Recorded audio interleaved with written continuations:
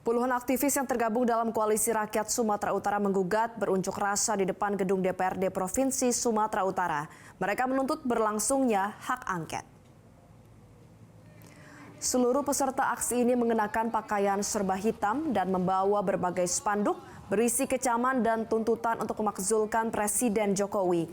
Aksi dilakukan sebagai bentuk keprihatinan atas kondisi demokrasi di Indonesia yang saat ini carut-marut akibat ulah dari Presiden Joko Widodo. Masa aksi juga menuntut kepada DPRD Provinsi Sumut untuk mendorong DPR RI menjalankan hak angket. Menurut koordinator aksi, hak angket perlu dijalankan untuk mengusut berbagai pelanggaran dan kecurangan saat pemilu berlangsung.